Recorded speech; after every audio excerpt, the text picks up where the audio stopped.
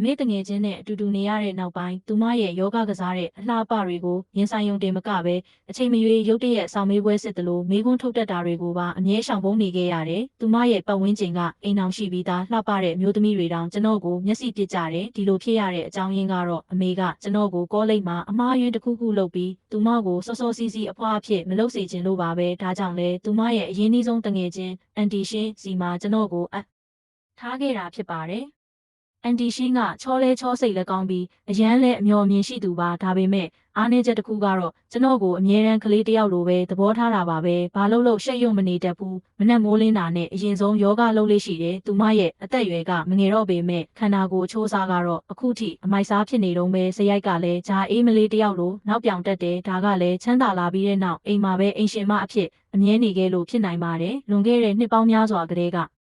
သူမဟာပတ်စံတွေအများကြီးရှာဖွေနိုင်ခဲ့တယ်လို့သူမရဲ့ခင်ပွန်းကလည်းစီးပွားရေးလုပ်ငန်းရှင်ကြီးတယောက်လို့ကြားဘူးပါတယ်။သူမရဲ့ခင်ပွန်းဟာပတ်စံတွေရလာပြီးနောက်အခွင့်အရေးကောင်းတစ်ခုကိုမြင်ပြီးငယ်ရွယ်တဲ့ဇနီးတီကိုထားခဲ့ကအာဖရိကမှာယင်းနှိမ့်မြုပ်နှံဖို့ထွက်သွားခဲ့တယ်။သူကနှစ်စဉ်ကုတွေနဲ့ချီပြီးပတ်စံရှာနိုင်တာကြောင့်အန်တီရှင်းကလည်းကိုယ်တိုင်ပတ်စံကင်တွေတာမျိုးမလုပ်တော့ပဲအိမ်ကငွေကြေးတာဝန်အားလုံးကိုခင်ပွန်းဖြစ်သူစီပဲအနှံထားခဲ့ပါတယ်။ဒါပေမဲ့ဒီနေ့မှာတော့ဖုန်းတကော်ဝင်လာပြီးတဲ့နောက်သူမရဲ့ကဘာကြီးတစ်ခုလုံးပြိုလဲသွားခဲ့ရတယ်။ဖုန်းထဲကနေဘာတွေပြောလိုက်လဲမသိရပေမဲ့အန်တီရှင်းရဲ့မျက်နှာတဲ့ခုလုံးဖြူရော်သွားပြီးမျက်ရည်တွေမရက်မနာကျလာခဲ့တဲ့ခင်မွန်းဖြစ်သူကြောက်ရွံကိုတရိษံလိုဆဲဆိုပြီးဒေါသတကြီးနဲ့ဖုံးချလိုက်ကစပွဲပေါ်ကောင်းတင်ပြီးရှိုက်ကြီးတင်ငိုပါတော့တယ်။သူမတကယ်ကိုဝမ်းနေပူဆွေးနေပုံရပါတယ်ကျွန်တော်ဘာဖြစ်သွားလဲဆိုတာစက္ကန့်ပိုင်းလောက်မစင်စားမိပဲချက်ချင်းသွားပြီးသူမကိုဖက်ကအားပေးနှစ်သိမ့်လိုက်ရတယ်အမြဲတမ်းရွှင်ပြန်နေတတ်တဲ့အန်တီရှင်းဟာအခုအချိန်မှာတော့စိတ်သက်တွေလုံးဝပြိုလဲနေပြီးခန္ဓာကိုယ်တစ်ခုလုံးလည်းမျက်ရည်တွေနဲ့ဆူရွှဲနေခဲ့တယ်တော်တော်ကြာမှစိတ်ကိုပြန်ထိန်ပြီးထိုင်ကအကြောင်းစုံကိုပြောပြပါတယ်ကြားလိုက်ရတဲ့စကားကြောင့်ကျွန်တော်လည်းအံ့အားသင့်သွားရတယ်။အမှန်တော့ကြောက်ရွံကော်ရဲ့အာဖရိကကစက်ယုံဟာစစ်ပွဲအတွင်းပိတ်မိသွားပြီးအကျွေးတွေအများကြီးတင်သွားခဲ့တာပါ။ဒါပေမဲ့သူကပြဿနာကိုဖြေရှင်းမဲ့အစားပြီးခဲ့တဲ့တလားလုံးပြည်တွင်းကလူတွေကိုလိမ်လည်ပြီးပတ်စံရှာနေခဲ့တာဖြစ်ပြီးအန်တီရှင်းရဲ့နာမည်နဲ့တင်ဒေါ်လာတန်း50ချင်းငွေယူထားခဲ့ပါတယ်။အိမ်နဲ့ကားတွေကိုပါတိတ်တဆိတ်ပေါင်နှံထားခဲ့ပြီးနောက်ဆုံးမှာတော့ပြည်တွင်းကရေးစားအချို့ကိုခေါ်ပြီးထွက်ပြေးသွားခဲ့ပါပြီ။ချင်းငွေထုတ်ပေးသူတွေကသူ့ကိုဆက်သွယ်လို့မရတဲ့အခါအန်တီရှင်းစီကိုပဲရောက်လာကြတော့တယ်။မိုဘိုင်းဖုန်းပေါ်မှာလည်းဗန်ရဲ့နောက်ဆုံးသတိပေးချက်တက်နေခဲ့ပြီးတကယ်လို့ငွေကျပ်တစ်ခုတည်းတန်းတစ်ဆက်အကျွေးကိုမဆက်နိုင်ရင်နောက်နေ့မနက်8 နာရီမှာဗီလာအင်ကြီးကိုချိတ်ပိတ်တော့မှာဖြစ်ပါတယ်။အဲ့ဒီအချိန်မှာအန်တီရှင်းဟာတခုခုကိုသတိရသွားပြီးဒေါသတကြီးနဲ့ဖုန်းကိုလှမ်းယူဖို့စူးစမ်းရင်းအဲ့ဒီကောင်မသားတာငါလက်ထဲမိရင်ကိုယ်တိုင်တက်ပြစ်မယ်လို့ပြောလိုက်ပေမဲ့ဒေါသအရှိန်လွန်ပြီးကျွန်တော်ရဲ့ရင်ခွင်ထဲကိုတဲ့တယ်။ကြီးလဲကျလာခဲ့ပါတယ်။ကျွန်တော်ကချက်ချင်းထိန်ပေးပြီးအန်တီရှင်းစိတ်အေးထားပါလို့ပြောလိုက်တော့မှသူမအနေငယ်ငြိမ်ကျသွားတယ်ဒီချင်းငွေကလွန်ခဲ့တဲ့2 ဝက်ကလေးကဆိုတော့သူကကြိုတင်စီစဉ်ထားတာသိတာပါတယ်အခုအချိန်မှာရဲတိုင်းလဲဘာမှထူးမှာမဟုတ်တော့ပဲမနှက်ဖြန်ဆိုအိမ်ချိတ်ပိတ်ခံရတော့မှာပါအခုအရေးကြီးဆုံးကအကျွေးစရင်အားလုံးကိုတွက်ချက်ဖို့ပါပဲကျွန်တော်စကားကိုကြားပြီးသူမမျက်နှာမှာစိတ်ပြတ်အားငယ်မှုတွေကြီးစိုးသွားပြီးဝိညာဉ်လွင့်သွားသလိုဖြစ်သွားခဲ့တယ်နိုင်ဝက်လောက်အိမ်နဲ့ရှာဖွေပြီးတဲ့နောက်အိမ်နဲ့ကားပိုင်ဆိုင်မှုစာရွက်စာတမ်းတွေအားလုံးမရှိတော့တာကိုတွေ့ရတယ်။အားလုံးပေါင်နှံခံထားရပြီဆိုတာတေချာသွားသလိုဘဏ်ကတ်တော်များများလည်းပတ်စံမရှိတော့ပါဘူး။အန်တီရှင်းမှာစုစုပေါင်းအကျွေးတန်း58နီးပါးတင်နေပြီးအဲ့ဒီထဲကတန်း20ကိုတော့တပတ်အတွင်းဆက်ရမှာဖြစ်ပါတယ်။သူမဆိုပါပေါ်မှာထိုင်နေတဲ့ပုံစံကိုကြည့်ပြီးကျွန်တော်စိတ်မကောင်းဖြစ်ရလွန်းလို့မနေနိုင်တော့ပဲနှစ်အတော်ကြာစုဆောင်းထားတဲ့ပြိုင်ပွဲနိုင်ကြီးပတ်စံနဲ့တိန်းကျော်ကိုထုတ်ပေးလိုက်ပါတယ်အန်တီရှင်းဒါကျွန်တော်ရဲ့ပြိုင်ပွဲတွေကရတဲ့စုဘူးပတ်စံပါလောလောဆယ်သုံးလိုက်ပါကြံတဲ့လမ်းကိုအတူတူရှာဖွေကြတာပေါ့လို့ပြောလိုက်တယ်။အဲ့ဒီအချိန်မှာပဲကျွန်တော်ခေါင်းထဲကိုလှုပ်ဝက်ဆန်းကျဲတဲ့အတန်တစ်ခုကြားလိုက်ရတယ်။ Ancient House ကစိတ်ရင်းစေတနာအပြည့်နဲ့ကူညီပေးခဲ့တာကိုမှတ်တမ်းတင်ပါတယ်။နေ့စဉ်အလှူဒန်းပြုခြင်းစနစ် Daily Liquidity System ကိုစတင်အသက်သွင်းပါပြီ။ Ancient ဟာကောင်းမှုတစ်ခုလုပ်တိုင်းထူးခြားတဲ့ဆုလက်တစ်ခုရရှိပါမယ်။ကျေးဇူးပြု၍ကောင်းမှုတွေဆက်လုပ်ပေးပါ။ကျွန်တော်တခဏမျှအံ့အားသင့်သွားပြီးမှငါစွာအားထူရသွားပြီဆိုတာသဘောပေါက်လိုက်တဲ့ဒီစနစ်ရဲ့နာမည်ကနည်းနည်းဆန်းနေပေမဲ့အန်တီရှင်းကိုကြည့်ပြီးမျက်နှာပေါ်မှာအပြုံးတစ်ခုပေါ်လာခဲ့တယ်အန်တီရှင်းကကက်နဲ့ကျွန်တော်မျက်နှာကိုကြည့်ပြီးဝမ်းနေပက်လက်ငိုယိုကပြေးဖက်ပါတော့တယ်အားလုံးကငါမားတွေပါမင်းကိုပါဒုက္ခတွေဆွဲသွင်းမိပြီလို့ပြောရှာတယ်ကျွန်တော်ကတော့စနစ်ကြောင့်ရလာတဲ့ပျော်ရွှင်မှုကနေမထွက်နိုင်သေးပဲသူမရဲ့ကိုသိန်းရနံလေးကိုရှူရှိုက်မိရင်စိတ်ကိုငြိမ်အောင်ထားပြီးဒီလိုမပြောပါနဲ့အန်တီကအမေရဲ့အရင်းနှီးဆုံးတငယ်ချင်းပဲကျွန်တော်အတွက်လည်းမိသားစုဝင်တယောက်ပါပဲကုနေနဲ့ချီတဲ့အကျွေးဖြစ်နေရင်လည်းဘာဖြစ်လဲဖြည်းဖြည်းချင်းဆက်သွားကြတာပေါ့ တရက်နဲ့မပြီးရင်တလားနဲ့မပြီးရင်အနှစ်20ပေါ့ဒါပေမဲ့တနေ့မှာအကုန်ဆက်နိုင်မှာပါလို့နှစ်သိမ့်လိုက်တယ်သူမကမျက်ရည်တွေကိုတုပ်ပြီးအခုမှမင်းအသက်က18နှစ်ပဲဒီသေးတာကိုငါကတော့အိုနေပါပြီလို့ပြန်ပြောတယ်ကျွန်တော်စကားကြောင့်သူမစိတ်သက်တွေပြန်တက်လာပြီးမျက်ဝန်းတွေပြန်လဲတောက်ပလာကငါရှားဖန်ကျွန်တော်နာမည်ရဲစကားကိုနားထောင်ပါမယ်ဖြည်းဖြည်းချင်းအတူတူဆက်ကြတာပေါ့လို့ဆိုပါတယ်သူမကခြေဖျားလေးထောက်ပြီးသူမရဲ့နှွေးထွေးတဲ့နှက်ခမ်းတွေကကျွန်တော်နိုင်ရွက်ကိုထိလူနီးပါကက်ကငါအရင်ဆုံးငါရဲ့အိတ်တွေနဲ့ရွှေထဲတွေကိုတွားရောက်လိုက်အောင်မယ်လို့ပြောပြီးအပေါ်ထက်ကိုပြေးတက်သွားတယ်အဲ့ဒီအချိန်မှာပဲကျွန်တော်မျက်စိရှိမှရွှေရောင်အလင်းတန်းတစ်ခုလင်းကနေဖြစ်သွားပြီးစနစ်ရဲ့အတန်ထွက်လာပြန်တယ်အင်ရှင်ရဲ့စေတနာမွန်ကူညီမှုကိုအတိအမှတ်ပြုပါတယ်ဆုလက်ဖရယ်ဒတ်မန်မျက်လုံးအတွင်းမြင်မျက်လုံးကျွန်တော်စွန့်သွားရတယ်မျက်စိရှိကမြင်ကွင်းကချက်ချင်းပြောင်းလဲသွားပြီးအတားအဆီးတွေအားလုံးပျောက်ကွယ်သွားသလိုခံစားရကကျမ်းပြင်တွေကိုပါဖောက်ထွင်းမြင်နေရတယ်အပေါ်ထက်ကအန်တီရှင်းကိုလှမ်းရှာကြည့်လိုက်မိတဲ့အခါအရင်ဆုံးကြောက်စရာကောင်းတဲ့သွေးကြောတွေကြွက်သားတွေနဲ့အယိုးတွေကိုမြင်လိုက်ရလို့လမ်းဖြန့်သွားပြီးဘာမှသုံးမကြတဲ့စွမ်းအားလဲလို့စိတ်ထဲကကြိမ်ဆဲမိတယ်ပြီးမှအာယုံကိုမြ мян ပြန်စုစည်းပြီးအဲ့ဒီစွမ်းအားကိုထိန်းချုပ်ဖို့စ조사လိုက်တဲ့အခါယောဂဝိဆုံရဲ့အတွင်းကအန်တီရှင်းရဲ့ဖြတ်ကိုဝင်းတဲ့အသားအရည်ကိုဖောက်ထွင်းမြင်လိုက်ရတယ်ကျွန်တော်အပေါ်အောက်အနှံ့လျှောက်ကြည့်မိတော့မလို့ဖြစ်သွားပေမဲ့တော်ပြီးရက်လိုက်တော့ဆိုပြီးကိုပြန်ထင်းကချက်ချင်းမျက်စိလွှဲလိုက်ရတယ်စိတ်မထိန်နိုင်ပဲဖြစ်သွားမှာကိုကြောက်မိလို့ပါခိတ္တမြစမ်းသက်ကြည့်ပြီးတဲ့နောက်မျက်တောင်တစ်ချက်ခတ်ယုံနဲ့ဒီစွမ်းအားကိုအဖွင့်ပိတ်လှုပ်လို့ရမှန်းသိလိုက်ရတယ်အခုတော့စိတ်လှုပ်ရှားစွာနဲ့အိမ်နဲ့လျှောက်ကြည့်ရင်လှုပ်ဝက်အခန်းများရှိမလားလိုက်ရှာမိတယ်အဲ့ဒီအချိန်မှာပဲနယံကပကြီးကားတစ်ချက်ရဲ့နောက်ွယ်မှာမတင်ကားစရာတစ်ခုကိုမြင်လိုက်ရလို့လက်သီးနဲ့ထိုးပြီးနေရန်ကိုခွာလိုက်တဲ့အခါအတွင်းထဲမှာတက်တာငယ်လေးတစ်ခုဝတ်ထားတာကိုတွေ့ရတယ်။ဖွင့်ကြည့်လိုက်တော့ရွှေတုံးဆက်နှစ်တုံးဝင်းကနေတောက်ပနေတာကိုတွေ့လိုက်ရတယ်။အတွင်းမြင်မျက်လုံးသာမရှိရင်ဒီရွှေတွေဘယ်တော့မှထွက်လာမှာမဟုတ်ပါဘူး။ဒီနေ့ပေါက်ဈေးရဆိုရင်ဒါဟာ8 တန်းနီးပါးတန်ဖိုးရှိပါတယ်။သိကြတယ်။အဲ့ဒီလူယုံမာကသူ့ရဲ့မတရားစီးပွားရှာထားတဲ့ပတ်စံတွေကိုဝတ်ထားခဲ့တာဖြစ်ပြီးလောလောဆယ်နဲ့ယူမသွားနိုင်ခဲ့တာဖြစ်ရမယ်။ဒီအကြောင်းကိုအန်တီရှင်းကိုပြောရမလားစဉ်းစားရင်းအပေါ်ကိုလှမ်းကြည့်လိုက်တော့သူမကခြေဖျားလေးထောက်ပြီးဗီဒီယိုပေါ်ကလက်ဝတ်ရတနာတစ်တာကိုလှမ်းယူနေတဲ့မြင်ကွင်းကအာယုံကိုလုံးဝဖန်ဆားသွားစေတယ်။ကျွန်တော်တက်ပြင်းတစ်ချက်ချပြီးရွှေတုံးတစ်တာကိုယူကာအဝတ်လဲခန်းစီချက်ချင်းပြေးသွားလိုက်တယ်။တထေးမကြီးလီမန်ရှိနဲ့တွေ့ဆုံခြင်းအဝတ်လဲခန်းထဲမှာအန်တီရှင်းကကျမ်းပြင်ပေါ်ထိုင်ပြီးတန်ဖိုးကြီးအိတ်တွေနဲ့လက်ဝတ်ရတနာတွေကိုပုံထားတယ်ကျွန်တော်သူမအနားမှာသွားထိုင်ပြီးတစ်တာကိုအရှိတိုးပေးလိုက်ကအန်ဒီဒါကျွန်တော်ဘာတွေ့ခဲ့လဲကြည့်လိုက်အောင်လို့ပြောတော့ဖွင့်ကြည့်ပြီးမျက်လုံးတွေအံ့ဩတုန်လှုပ်သွားကဒါဘယ်ကရတာလဲဖန်မင်းပန်ကိုသွားလူလာတာတော့မဟုတ်ပါဘူးနော်လို့တုံရင်နဲ့အတန်နဲ့မေးတယ်ကျွန်တော်ကချက်ချင်းကောင်းခါပြပြီးမဟုတ်ပါဘူးစာကြည့်ကန်းနေရန်ထဲမှာအနက်ကြီးဝတ်ထားတာကိုတွေ့တာပါလို့ပြောလိုက်တယ်အန်တီရှင်းကမျက်မှောင်ကုပ်ပြီးကျွန်တော်နရွက်ကိုဆွဲကစာကြည့်ခန်းထဲမှာလှုပ်ဝက်နေရရှိတာကိုငါတော့မသိဘူးမင်းနဲ့အဲ့ဒီကောင်မသားငါကိုဘာတွေလှုပ်ဝက်ထားကြသေးလဲလို့ပြောတော့ကျွန်တော်နာလုံးလို့အော်မိပြီးအန်တီလှုပ်ပါဦးကျွန်တော်ချိန်ဆိုရဲပါတယ်သူနဲ့ဘာမှမပတ်သက်ပါဘူးကံကောင်းလို့တွေ့တာပါတကယ်လို့ကျွန်တော်မှာဆွဲမျက်လုံးရှိတယ်လို့ပြောရင်အန်တီယုံမလားလို့မေးလိုက်တယ်သူမကမယုံသလိုမျက်လုံးလေးဆောင်ပြီးစနောက်တဲ့ပြုံးနဲ့အိုးငါတို့ဖန်လေးကကြီးလာတော့နောက်ပြောင်တက်နေပြီပဲတကယ်လို့ဆွဲမျက်လုံးရှိရင်မင်းငါကိုနေတိုင်းခိုးကြည့်နေတာပေါ့ဟုတ်လားကဲပြောစမ်းငါအခုဘာအယောင်ဝတ်ထားလဲလို့မေးပြီးကျွန်တော်အရှိမဒူးထောက်ထိုင်ကစနောက်ပါတော့တယ်ကျွန်တော်စိတ်ထဲကနေအမှန်အတိုင်းပြောလဲဘယ်သူမှမယုံဘူးလို့တွေးမိရင်တစ်ဖက်ကလည်းဆွဲဆောင်မှုရှိတဲ့သူမကိုကြည့်ရင်အဲ့လိုမဟုတ်ပါဘူးအန်တီကလှလွန်းလို့ဘယ်သူမဆိုကြည့်ကျင်ကြမှာပါစာကြည့်ခန်းထဲမှာတခုခုကြံခဲ့မလားလို့သွားရှာရင်းနဲ့ကန်ကောင်းပြီးရွှေတုံးတွေတွေ့တာပါလို့စင်ကြေပေးလိုက်ရတယ်ဒီစကားကြောင့်သူမမျက်နှာလေးအနှဲငယ်နီးမြန်းသွားပြီးချောင်းဟန့်ကဒီလောက်ပဲလားလို့မေးတယ်ကျွန်တော်ကလည်းဟုတ်ကဲ့ဒါပါပဲလို့ပြောတော့မှပြုံးပြီးကျွန်တော်ကိုဖက်ကားကောင်းတယ်ငါဖန်လေးကအကောင်းဆုံးပဲမစိုးသွင်းရဘူးနော်ဒါနဲ့မင်းအခုတင်ပဲငါအကြောင်းနေတိုင်းစဉ်းစားတယ်လို့ပြောလိုက်တာဘာသဘောလဲလို့ဆိုပြီးဖတ်ထားတာကြောင့်ကျွန်တော်အသက်ရှူကျက်လာပြီးအန်ဒီကျွန်တော်အသက်ရှူလို့မရတော့ဘူးလို့ပြောမှပဲရှက်ပြုံးလေးနဲ့လွှတ်ပေးပါတယ်အာယုံလွဲဖို့အတွက်သူမကရွှေတုံးတုံးကိုကောက်ကင်ပြီးနေရန်ကိုပြစ်ပေါက်ကဒေါသတကြီးနဲ့သူကဒုတိယမယားတတိယမယားတွေအပေါ်မှာပတ်စံတွေဖြုံးတီးပြီးကိုယ့်အတွက်ကြတော့ပတ်စံတွေဒီလောက်လှုပ်ဝက်ပြီးဝတ်ထားခဲ့တယ်လို့ကြိမ်ဆဲပါတော့တယ်ဒေါသထွက်ပြီးတုံရင်နေတဲ့သူမကိုကြည့်ပြီးကျွန်တော်မျက်စိလွှဲလိုက်ရတယ်ဒေါသတွေပြန်ငြိမ်သွားမှစရင်ပြန်တွက်ကြည့်တဲ့အခါရွှေနဲ့လက်ဝတ်ရတနာအားလုံးပေါင်း10 တန်းနီးပါးရတာမို့အကျွေးအားလုံးအတွက်မလောက်ပေမဲ့လောလောဆယ်တက်တာရရသွားစီပါတယ်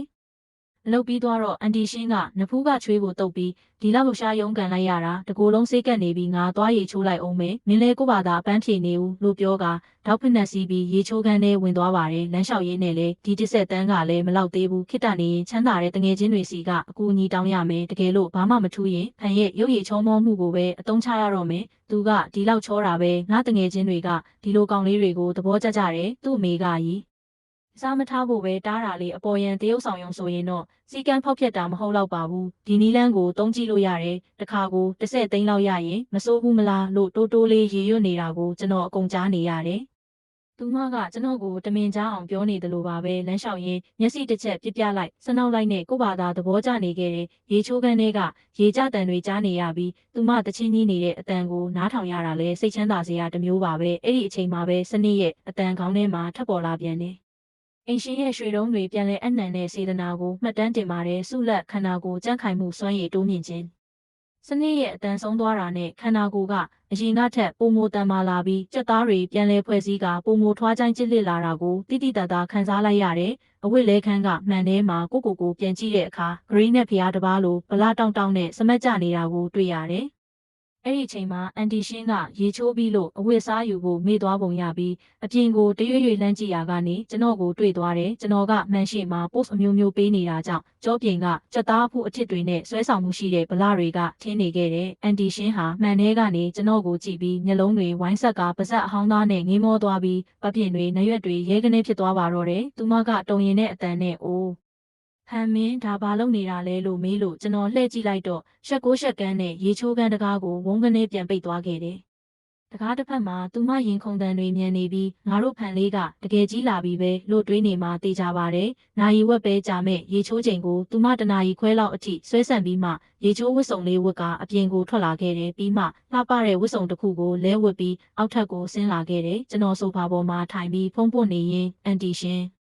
မျက်နာကဘာလို့ဒီလောက်ရဲနေရတာလဲဖြားနေလို့လားလို့တမင်တက်တက်ဆက်လိုက်တော့သူမကရှက်ပြုံးလေးနဲ့ရေချိုးခန်းထဲမှာလေဝင်လေထွက်မကောင်းလို့ပါဇက်ပိတ်ပြီးနေခဲ့ရလို့ပါလို့စင်ကြေပေးရှာတယ်။သူမကဖန်ဒီနေ့အတန်းရှိလားအန်တီနဲ့အတူတူလိုက်ခဲ့ပေးပါဦးလို့ခေါ်တာကြောင့်ဒီနေ့အတန်းမရှိကြောင်းနဲ့လိုက်ခဲ့မဲ့အကြောင်းပြောလိုက်တယ်။သူမကချမ်းသာတဲ့အန်တီတယောက်နဲ့တွားတွေ့ပြီးပတ်စံချင်းမလို့လိုက်ခဲ့မလားလို့မေးလို့ကျွန်တော်တို့နှစ်ယောက်ဗီလာအိမ်ကြီးကနေပန်းရောင်စိန်ခံကားလေးနဲ့ထွက်လာခဲ့ကြပြီးတိတ်ဆိတ်ငြိမ်သက်တဲ့ဟိုတယ်အခန်းတစ်ခုကိုရောက်လာခဲ့ကြပါတယ်။အဲ့ဒီမှာတွေ့လိုက်ရတဲ့တထေးမကြီးကကျွန်တော်ထင်ထားသလိုဝတ်တုတ်တုတ်မိတ်ကပ်အထူကြီးနဲ့ရုပ်ဆိုးဆိုးအမျိုးသမီးမဟုတ်ပဲတွယ်လျပြီးဆွဲဆောင်မှုရှိတဲ့လှပြိုဖြန်းလေးတစ်ယောက်ဖြစ်နေတာကိုတွေ့ရတယ်။သူမရဲ့နာမည်ကလီမန်ရှိဖြစ်ပြီးတိုက်ခန်းတွေမကပဲ9ထပ်ပါတဲ့အဆောက်အဦကြီးအလုံး30ကျော်ကိုပိုင်ဆိုင်ပြီးအိမ်ငါးခါလိုက်ကောက်တဲ့တထေးမကြီးဖြစ်ပါတယ်။သူမကဝိုင်ခွက်ကိုကင်ထားပြီးအနှဲငယ်မူးနေပုံရပေမဲ့ကျွန်တော်ကိုမြင်မြင်ချင်းမျက်လုံးတွေတောက်ပသွားပြီးအနားကိုရောက်လာကအိုးရှားဖန်မင်းတကယ်ကိုချောတာပဲခန္ဓာကိုယ်ဗလာတွေကလည်းအမိုက်စားပဲလို့ချီးမွမ်းခန်းဖွင့်ပါတော့တယ်ပြီးတော့အန်တီရှိရဲ့လက်ကိုကင်ပြီးစနောက်တဲ့လေတန်းနဲ့အိုးငါရဲ့တငယ်ချင်းလေးရှင်းကြီးရဲ့အခုတလောဘဝကတော်တော်ပျော်စရာကောင်းနေပုံရတယ်ဒီကောင်လေးကတကယ်ကိုဆွဲဆောင်မှုရှိတာပဲညီတယောက်တည်းထိန်းနိုင်ရဲ့လားအကူညီလိုရင်ငါ့ကိုပြောတော့လို့ခပ်ပွင့်ပွင့်လင်းလင်းပြောချလိုက်ပါတော့တယ်အန်တီရှင်းကတော့ရှက်ကကန်းနဲ့ဘာတွေလျှောက်ပြောနေတာလဲဒါငါရဲ့အရင်နှီးဆုံးတငယ်ချင်းရဲ့သားပါလို့ညင်းရှာတယ်ဒါပေမဲ့လီမန်ရှိကတော့မူးမူးနဲ့ကျွန်တော်အနာကိုပိုကတ်လာပြီးပခုံးချင်းမိကတငယ်ချင်းရဲ့သားဆိုရင်ပိုတောင်ကောင်းသေးငါညီးစီကလူယူတယ်လို့မဖြစ်တော့ဘူးပေါ့လို့ဆိုကသူမရဲ့ဂျာကင်အင်ဂျီကိုချွတ်လိုက်ပြီးမြို့တက်ပြင်းပြင်းနဲ့စားနောက်နေပါတော့တယ်ဒီလိုနဲ့ချမ်းသာတဲ့အမျိုးသမီးနှစ်ယောက်ရဲ့စကားဖောင်ဖွင့်မှုတွေစားနောက်မှုတွေကြားထဲမှာကျွန်တော်လည်းသူတို့နှစ်ယောက်ရဲ့အလှပတွေကိုငေးမော်ရင်းလိုက်ပါသွားခဲ့ပါတော့တယ်လီအန်ဒီကလှတာတော့အမှန်ပဲဒါပေမဲ့ကျွန်တော်ကရှမ်းအန်ဒီကိုပိုသဘောကျတယ်ကိုယ့်ရဲ့ကောင်းမွန်တဲ့အနာဂတ်အတွက်ကျွန်တော်ကိုထိမ့်လိုက်ရတယ်ဒီလီအန်ဒီကရေပွဲတကောင်လိုကျွန်တော်ဘက်ကိုခဏ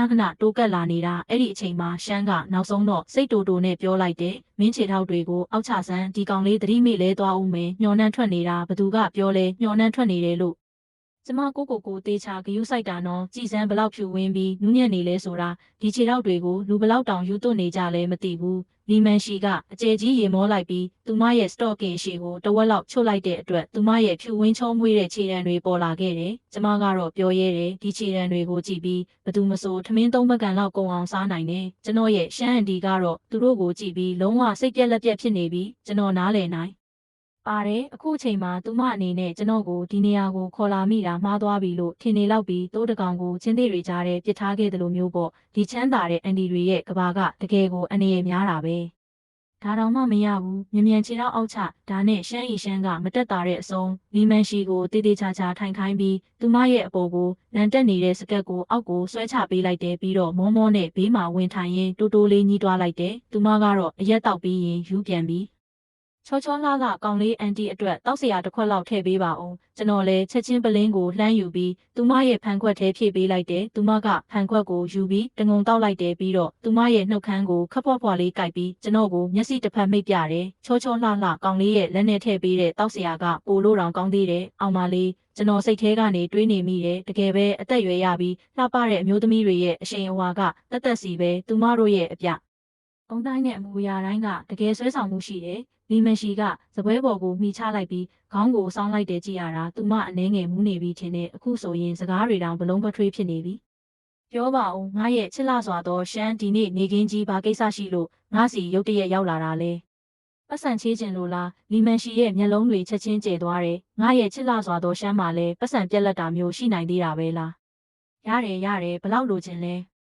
ပမာဏသာပြောလီမန်ရှိကတော့ကိုယုံကြည်မှုအပြည့်ရှိနေပြီးပတ်စံလွှဲပေးဖို့ဖုန်းကိုတောင်ထုတ်ပြီးပြင်နေပြီရှမ်းဤရှမ်းကအနှဲငယ်တွန့်ဆုတ်နေပြီးမှတန်းတရလို့ပြောလိုက်တယ်ဟာအားလုံးပေါင်းတန်းတရလားဒါကိုကြားတာနဲ့လီမန်ရှိကအနှဲငယ်နောက်ဆုတ်သွားပြီးကျွန်တော်လက်ကိုတမင်တကာဖြစ်ညင်ရင်ပြောတယ်ဒါဆိုလဲမင်းရဲ့ကောင်လေးငယ်စားလေးစီကတောင်းလိုက်လေတထေးစီမှာတန်းပေါင်းများစွာရှိမှာပဲရှမ်းဤရှမ်းကချက်ချင်းပဲမျက်လုံးဆောင်းလိုက်ပေမဲ့အခုအချိန်မှာသူမကိုကောင်လေးငယ်စားလေးရဲ့အန်တီလို့ခေါ်တာကိုညှင်းဆန်ဖို့တောင်မကြိုးစားတော့တာကိုကျွန်တော်သတိထားမိတယ်ဖြစ်နိုင်တာကအန်တီလီကိုပြုပြင်ပေးဖို့တောင်သူမဂယုမဆိုင်နိုင်တော့တာဖြစ်မယ်တကယ်တော့အထင်လွှဲနေတာကလည်းကောင်းပါတယ်မဟုတ်ရင်ရှေ့မှာထိုင်နေတဲ့ဒီစာလောင်နေတဲ့ချင်းသေးမကကျွန်တော်ကိုဝါမျိုးသွားလောက်ပြီဒါဆိုအခုမင်းပတ်စံဘလောက်ပေးနိုင်လဲငါအခုချက်ချင်းပတ်စံလိုနေလို့ပါရှမ်းအန်တီရဲ့အတန်ထဲမှာစိုးရိမ်ပူပန်မှုနဲ့မတက်တာမှုတွေအထင်ရှားပေါ်လွင်နေတယ်လီမန်ရှိကမူးမူးနဲ့ခေါင်းညိနေပြီးသူမရဲ့မျက်လုံးတွေကလည်းဝေဝါးနေပြီးတန်းတရလိုချင်ရင်စောစောကပြောရမှာပေါ့အဲ့ဒီတုန်းကတော့ရှိရင်ရှိလိမ့်မယ်ဒါပေမဲ့အခုတော့ငါစီမှာအဲ့ဒီလောက်မရှိဘူးအေးဒါပေမဲ့တန်းနှင်းငယ်လောက်ဆိုရင်တော့အခုပဲလွှဲပေးလို့ရတယ်လူတဘာဝကအမြဲတမ်းအလေလက်လန်းစဉ်ကိုရှာတက်ကြတာပဲရှမ်းဤရှမ်းလဲဒီချက်ကိုကောင်းကောင်းနားလဲတယ်သူမဒီလိုမလုပ်ချင်ပေမဲ့တကယ်ပဲပတ်စံအလွန်မင်းလိုအပ်နေတာသူမကပြောလိုက်တယ်တန်းတစ်ဆက်လောက်ကိုရနိုင်မလားငါ3နှစ်အတွင်းပြန်ဆက်ပါမယ်အတိုးကိုတော့နေမဲသတ်မှတ်လိုက်ပါရှမ်းဤရှမ်းကအန်ကျိတ်ပြီးပြောလိုက်တယ်လီမန်ရှိကအံ့အားသင့်စွာနဲ့ပြောတယ်နင်တကယ်ပဲဘာလုပ်ချင်နေတာလဲအိမ်မှာတက်တောင့်တက်တာနေရတဲ့ဘဝကိုညှင်းငွေသွားလို့လားအခုအပြင်ထွက်ပြီးအစ်အစမ်းတစ်ခုခုလှုပ်ချင်လို့လားရှမ်းဤရှမ်းကတက်ပြင်းရှည်ကြီးချလိုက်ပြီးခေါင်းညိတ်ပြတယ်ဒါပေမဲ့ဘာမှမပြောဘူးဘာဖြစ်လို့လဲဆိုတော့အိမ်တွင်းရေးကိစ္စတွေကိုပြောပြလိုက်ရင်တပြားမှချေးရမှာမဟုတ်လို့ပဲပြီးတော့အခုသူမမှာပေါင်နှံဖို့လဲဘာမှမကြံတော့ဘူးဒါကိုမြင်တော့လီမန်ရှိကမေးခွန်းတွေအများကြီးထပ်မမေးတော့ဘူးသူမကမူးမူးနဲ့ကျွန်တော်အပေါ်ကိုလဲကြလူနီးပါးဖြစ်နေပြီးငါရဲ့ချစ်လှစွာသောရှမ်းငါအကြောင်းပြချက်ပေးနေတာမဟုတ်ပါဘူးဒါပေမဲ့ဒီရက်ပိုင်းငါစီမှာလဲပတ်စံအကျက်တဲရှိနေတယ်ငါ project ကြီးတစ်ခုကိုကင်ထားရလို့ဒါကိုကြားတာနဲ့ရှမ်းရီရှမ်းရဲ့ရင်ထဲနှစင်းသွားတယ်ဒါဆိုနင့်စီမှာပတ်စံရှိလားမရှိဘူးလားတန်းတစ်ဆက်ပဲလို့တာဒီလောက်တော့တေချာပေါက်ရှိမှာပါအင်းရှိတော့ရှိပါတယ်ဒါပေမဲ့ငါရဲ့ချစ်လှစွာသောရှမ်း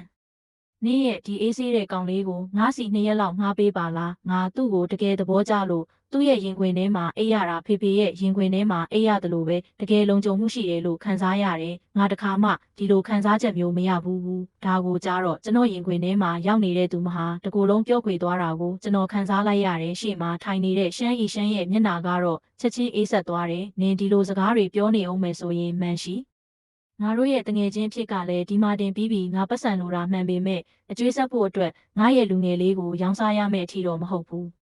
လီမန်ရှိကကျွန်တော်ရင်ဘက်ပေါ်မှာမိထားတော့မဲ့သူမကရှမ်းရီရှမ်းရဲ့စိတ်ဆိုးနေတဲ့မျက်နှာကိုကြည့်ပြီးအစာပိုင်းမှာတော့အနှဲငယ်အံ့အားသင့်သွားတယ်ပြီးမှရုတ်တရက်ရေမောလိုက်ပြီးရပါတယ်ငါနောက်နေတာပါနင်ဘလောက်တောင်လန့်သွားလဲကြည်စမ်းငါနောက်လိုက်တာပါငါကတကယ်ပဲနင်းရဲ့ကောင်လေးကိုဘလို့လို့ခေါ်သွားနိုင်မှာလဲလီမန်ရှိကမမတ်ပြန်ထိုင်လိုက်တဲ့အခုသူမရဲ့မျက်လုံးတွေကအနှဲငယ်ကြည်လင်လာပုံရတယ်ငါရဲ့ချစ်လာစွာသောရှမ်းငါတို့တငယ်ချင်းဖြစ်ခဲ့တာနှစ်တွေအများကြီးရှိပြီးနင်ဒုက္ခရောက်နေတာကိုငါကဘလို့လို့ကူညီမပေးဘဲနေမလဲ ရတယ်တန်းတစ်ဆက်ပဲဖြစ်ငါပြန်သွားပြီးစီစဉ်လိုက်မယ်2 ရက်အတွင်းပတ်စံလွှဲပေးမယ်နေမပြောပြချင်ရင်လည်းပတ်စံကိုဘာအတွက်လိုတာလဲလို့ငါမမေးတော့ဘူးအေးအေးဆေးဆေးပဲကင်တွယ်ပါတကယ်လို့တနေ့နေ့မှာလုံးဝမတက်တာတော့ဘူးဆိုရင်ငါစီလာခဲ့ပါငါစီမှာအခြားအရာတွေအများကြီးမရှိပေမဲ့အိမ်တွေတော့အများကြီးရှိတယ်နေချင်တဲ့နေရာမှာနေလို့ရတယ်ရှမ်းရီရှမ်းကတော့တကယ်ကိုစိတ်လှုပ်ရှားသွားပုံရပြီးခေါင်းကိုအနှဲငယ်ညှိပြတယ်ဒါပေမဲ့ဒီခံစားချက်က3 စက္ကန့်တောင်မခံပါဘူးဘာဖြစ်လို့လဲဆိုတော့သူမရဲ့မျက်နှာကချက်ချင်းတောင့်တင်းသွားလို့ပဲလီမန်ရှိကရုတ်တရက်သူမရဲ့နောက်ပြောင်တဲ့အမူအရာတွေဘက်ပြန်ရောက်သွားပြန်ပြီးသူမကပြုံးရင်ကျွန်တော်ရင်ခွင်ထဲမှာဟိုဒီတိုးဝေ့နေပြီးကောင်းပြီဒါပေမဲ့အရင်ဆုံးအတိုးနှင်းငယ်တော့ယူပရစီဦးအခုအတွက်တော့ငါ့ကိုမစူနဲ့တော့ချောချောလှလှကောင်းလေ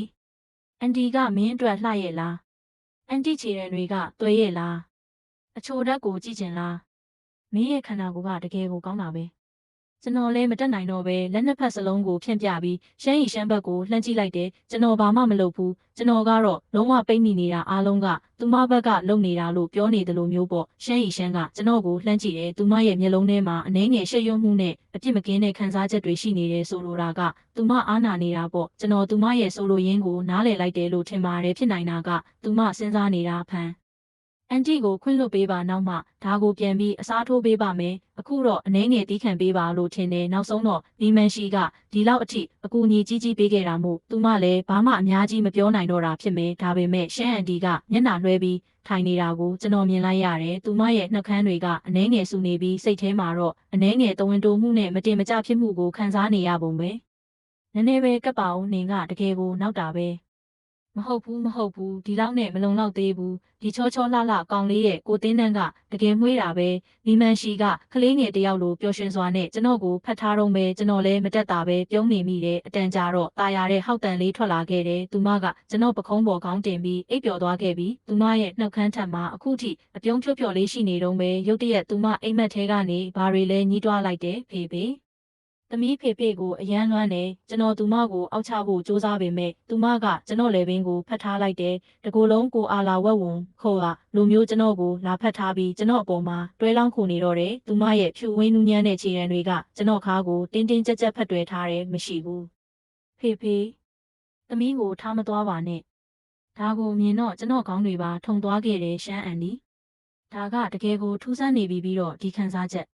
ဒီခြေနေတကယ်လို့ရှမ်းအန်တီတာဒီမှာမရှိရင်ကျွန်တော်ကိုထိန်းနိုင်ပါမလားမသိဘူးဒီဦးကြောင်မိမကတော့နော်ရှမ်းရီရှမ်းကအနှဲငယ်စိတ်ပြတ်တဲ့လေတံနဲ့လီမန်ရှိရဲ့ကလေးဘဝနဲ့မိသားစုအကြောင်းကိုကျွန်တော်ကိုပြောပြတယ်သူမကပြောပြတာကလီမန်ရှိဟာငငယ်ကလေးကအချစ်မြတ်ခဲ့ရပြီးအရက်တောက်ပြီးရင်ခဏကိုမထိန်းနိုင်တော့ဘူးတဲ့ဒီတို့ဖေတို့ဆိုတဲ့စကားတွေကိုသူမမူးနေတဲ့အချိန်မှာပဲပြောတာဖြစ်လို့ကျွန်တော်အလေးနဲ့မယူသင့်ဘူးတဲ့မင်းသူမကိုထိန်းထားပေးဦးငါတို့သူမကိုအိမ်ပြန်ပို့ကြဆိုဒီမှာအိတ်ခိုင်းတာမကောင်းဘူးရှမ်းရီရှမ်းကမတက်တာပဲခေါ်အင်းခါလိုက်တယ်သူမကကျမ်းပြင်ပေါ်မှာရှိနေတဲ့ဒေါက်ဖနက်ကိုကောက်ယူပြီးအခန်းထဲကနေထွက်သွားခဲ့တယ်ကျွန်တော်လည်းရင်ခွင်ထဲမှာလီမန်ရှိကိုပွေ့ချီပြီးနောက်ကနေလိုက်လာခဲ့တယ်ခန္ဓာကိုယ်ကတမာလာပြီးနောက်မှာတော့ကျွန်တော်လက်တစ်ဖက်တည်းနဲ့သူမကိုအလွယ်တကူထိန်းထားနိုင်တယ်သူမရဲ့ခန္ဓာကိုယ်ကနေတင်းပြန့်တဲ့ကိုတင်းနံလေးထွက်နေတယ်ဒီလောက်အရက်တောက်ထားတာတောင်သူမစီကအနံ့ဆိုးမထွက်ပဲအဲ့ဒီအနံ့ကကျွန်တော်ကိုထူးဆန်းတဲ့နီးလန်းနဲ့ဆွဲဆောင်နေတယ်လို့ပဲရှမ်းအန်ဒီလီအန်တီကအမြဲတမ်းဒီလိုပဲယူသွနေတာလားကျွန်တော်ရုတ်တရက်မေးလိုက်တယ်ရှမ်းရီရှမ်းကကားမောင်းရင်းနဲ့ပြောတယ်လီမန်ရှိကပုံမှန်ဆိုရင်ဒီလိုမဟုတ်ပါဘူးသူမကတချို့အခြေအနေမျိုးတွေဒါမှမဟုတ်အရက်တောက်ပြီးတဲ့အခါမျိုးကြမှာပဲဒီလိုမူအရာတွေလောက်တာပြီးတော့သူမကကျွန်တော်ကိုသတိပေးသေးတယ်တကယ်လို့သူမအန်ချင်လာရင်ကျွန်တော်အပေါ်ကိုမအန်မိအောင်သတိထားဖို့ပေါ့ကျွန်တော်အောက်ကိုငုံကြည့်လိုက်တော့လီမန်ရှိကငိမ့်လေးကျွန်တော်ရင်ဘက်ထဲခေါင်းဝတ်ထားတယ်သူမတကယ်ပဲကျွန်တော်ကိုကလေးတယောက်လိုမြင်နေတာလားဒါမှမဟုတ်တခြားတစ်ခုခုကိုတွေးနေတာလားပြီးတော့သူမတကယ်ပဲအိပ်ပျော်သွားတာလားကျွန်တော်ရဲ့လက်ချောင်းလေးတွေအနှဲငယ်လှုပ်ရှားသွားပြီးကျွန်တော်မျက်နှာပေါ်မှာထူးဆန်းတဲ့အမူအရာတစ်ခုပေါ်လာတယ်ဟုတ်ကဲ့ကျွန်တော်နားလည်ပါပြီရှမ်းအန်တီကားကိုသာဂယုဆိုင်မောင်းပါလမ်းတစ်လျှောက်လုံးလီမန်ရှိကအေးချမ်းအိပ်ပျော်သွားခဲ့တယ်သူမကကျွန်တော်ကိုလုံးဝကတ်တွယ်ထားတယ်ကားလောက်ခတ်တာနဲ့အမျှကျွန်တော်အပေါ်ကိုခဏတိုးဝေလာတယ်သူမရဲ့တင်းငယ်ပြီးလှပတဲ့ခန္ဓာကိုယ်လေးကကျွန်တော်ရင်ခွင်ထဲမှာရောက်နေတာသူမရဲ့အရေးပြားကတကယ်ကိုနူးညံ့ပြီးထိတွေ့ရတာအရန်ဆော့ဖြစ်လွန်းလို့ကျွန်တော်လုံးသားကိုပိုပြီးမတိမငြိမ်ဖြစ်စေတယ်နာရီဝက်လောက်ကြာပြီးနောက်မှာတော့ကားကအိမ်ကြီးတစ်ခုရဲ့ရှေ့မှာရပ်လိုက်တယ်ဗီလာအင်ကြီးတစ်လုံးပေါ့ကျွန်တော်ကိုမတွေးပဲမနေနိုင်တော့ဘူးရှမ်းအန်ဒီရဲ့ချမ်းသာတဲ့တငယ်ချင်းတွေရဲ့ကဘာမှာလူတိုင်းကဒီလိုအိမ်ကြီးတွေမှာပဲနေကြတာလား အာမင်းမေ့သွားပြီလားဖန်မန်ရှိဘာလုပ်လဲဆိုတာကိုသူမကအိမ်ပိုင်ရှင်အန်တီလေးရှမ်းရီရှမ်းကရှေ့ကနေလျှောက်သွားရင်းလမ်းမှာလီမန်ရှိရဲ့အကြောင်းတွေကိုညီးတွားပြောဆိုနေတော့တယ်သူမမှာအိမ်ချမ်းမြေတွေအများကြီးရှိပေမဲ့အိမ်ငါးကကောက်တဲ့အလုပ်ပဲလုပ်ပြီးအဲ့ဒါနဲ့ပဲဘဝကိုဖျက်ဆီးတာတဲ့ကျွန်တော်တို့ဗီလာတဲကိုဝင်သွားတဲ့အခါအိမ်ကတကယ်ကိုခန်းသားထဲဝါတာကိုမြင်လိုက်ရတယ်ဒါပေမဲ့အတွင်းထဲမှာတော့ထူးဆန်းတဲ့စိတ်ငြိမ်မှုနဲ့ဟာလာဟင်းလင်းဖြစ်မှုမျိုးရှိနေတဲ့အိမ်တအိမ်လုံးကအယောင်ပြခန်းရှယ်ရုံတစ်ခုလိုဖြစ်နေပြီးရှမ်းအန်တီအိမ်လိုမျိုးနှွေးထွအေးမှုလုံးဝမရှိဘူးရှမ်းရီရှမ်းကကျွန်တော်ကိုပြောပြတယ်လီမန်ရှိဟာသူမရဲ့အတိတ်ကဆက်ဆံရေးတွေကြောင့်တကယ်ကိုကြောက်ရွံ့မှုရှိနေတာတဲ့ဒါကြောင့်ပဲသူမဘယ်တော့မှအိမ်တော်မပြုတ်ခဲ့တာကျွန်တော်တို့လီမန်ရှိကိုသူမရဲ့ကတင်ပေါ်မှာဖြည်းဖြည်းချင်းလှဲသိပ်ပေးလိုက်တယ်ကဲအရက်သမားမလေးငါတို့သွားတော့မယ်လိုအပ်တာရှိရင်ငါ့ကိုဖုန်းဆက်လိုက်ဦးရှမ်းရီရှမ်းကသူမရဲ့နူးညံ့တဲ့ပပြင်းနီနီလေးကိုပုတ်ပေးလိုက်တယ်ကျွန်တော်ကတင်ပေါ်မှာလှဲနေတဲ့လီမန်ရှိကိုနောက်ဆုံးတစ်ခေါက်ကြည့်လိုက်တယ်ပြီးတော့ကျွန်တော်နဲ့ရှမ်းရီရှမ်းထွက်လာခဲ့ကြတယ်ပြန်ထွက်လာတဲ့ကားလေးအဝေးကိုအရှိန်နဲ့မောင်းထွက်သွားတဲ့အချိန်မှာတော့ဗီလာရဲ့အိတ်ခမ်းထဲမှာလှဲနေတဲ့လီမန်ရှိဟာဘယ်အချိန်ကလေးကနိုးနေမှန်းမသိနိုးနေခဲ့ပြီးသူမကသတင်းပေါက်နားမှာရက်ပြီးအဝေးကိုထွက်ခွာသွားတဲ့ကားလေးကိုတိတ်တဆိတ်ကြည့်နေခဲ့တယ်ကားလေးမျက်စိထဲကနေကွယ်ပြောက်ပြီးလုံးဝပျောက်ကွယ်သွားတဲ့အထိကြည့်နေပြီးမှသူမသတိပြန်ဝင်လာသလိုမျိုးဖြစ်သွားတယ်သူမရဲ့ခန္ဓာကိုယ်ထဲကအင်အားတွေအားလုံးကုန်ခန်းသွားသလိုပဲသူမလိုက်ကာတွေကိုဖြည်းဖြည်းချင်းပိတ်လိုက်ပြီးနေရန်ကိုမိချလိုက်တယ်ပြီးတော့ဖြည်းဖြည်းချင်းအောက်ကိုရှော့ကျသွားခဲ့တယ်သူမကျမ်းပြင်ပေါ်မှာဖြည်းဖြည်းချင်းထိုင်ချလိုက်ပြီးသူမရဲ့ဖြူဝင်းနဲ့ဒူးနှစ်ဖက်ကိုတင်းတင်းကြပ်ကြပ်ဖတ်ထားလိုက်တယ်ဒီလိုလုံးမှပဲသူမအတွက်အနှဲငယ်စိတ်သက်သာရာရစေမဲ့အလားမျိုးပေါ့သူမရဲ့မျက်နှာကိုလည်းဒူးကြားထဲမှာဝှက်ထားလိုက်တယ်ဒါကဘာလို့လဲဘာလို့ဒီလိုဖြစ်နေရတာလဲလီမန်ရှိရဲ့မျက်နှာကမီးတောက်ထဲမှာလောင်ကျွမ်းနေတယ်လို့မျိုးပူလောင်နေခဲ့တယ်သူမရဲ့နှလုံးသားထဲမှာအနှဲငယ်ရှက်ရွံ့မှုလည်းရှိနေပြီးကိုလည်းမယုံနိုင်အောင်ဖြစ်နေရတယ်ဘာဖြစ်လို့လဲဆိုတော့လွန်ခဲ့တဲ့ခဏလေးတင်ကအဲ့ဒီမျိုးသားရဲ့ရင်ခွင်ထဲမှာသူမဘဝမှာပထမဆုံးအကြိမ်ဖြစ်စစ်မှန်တဲ့စိတ်အေးချမ်းမှုကိုခံစားခဲ့ရလို့ပဲဘလောက်အထိလဲဆိုရင်သူမနှစ်နှစ်ချိုက်ချိုက်အိပ်ပျော်သွားခဲ့ပြီးတင်းငယ်ပေမဲ့ထူးဆန်းတဲ့အိမ်မက်တစ်ခုကိုပါမက်ခဲ့ရတယ်အဲ့ဒီအိမ်မက်ထဲမှာသူမဖခင်ရဲဝေဝါးနေတဲ့မျက်နှာကဖြည်းဖြည်းချင်းပြောင်းလဲသွားပြီးအဲ့ဒီစိမ့်သက်တဲ့အမျိုးသားရဲ့မျက်နှာဖြစ်သွားခဲ့တယ်။အခန်းရဲ့တိတ်ဆိတ်ပြီးမှောင်ပြလေးထုထဲမှာတိုးညင်းတဲ့အတန်လေးတစ်ခုထွက်ပေါ်လာတဲ့ဖန်။လီမန်ရှိကသူ့ရဲ့နာမည်ကိုဖြည်းဖြည်းချင်းထက်ခါတလဲလဲရွတ်ဆိုနေမိတယ်ပြီးတော့သူမရဲ့မျက်လုံးတွေဖြည်းဖြည်းချင်းပိတ်ကျသွားခဲ့တယ်။သူမရဲ့ရှည်လျားပြီးထူထဲတဲ့မျက်တောင်လေးတွေအနှဲငယ်တုံရင်သွားတယ်။နှုတ်ခမ်းနီနီလေးတွေဖြည်းဖြည်းချင်းပွင့်ဟာသွားပြီးသူမရဲ့ပါးစပ်ကနေတိုးညင်းတဲ့တီးတိုးတန်လေးထွက်လာခဲ့တယ်ဖန်။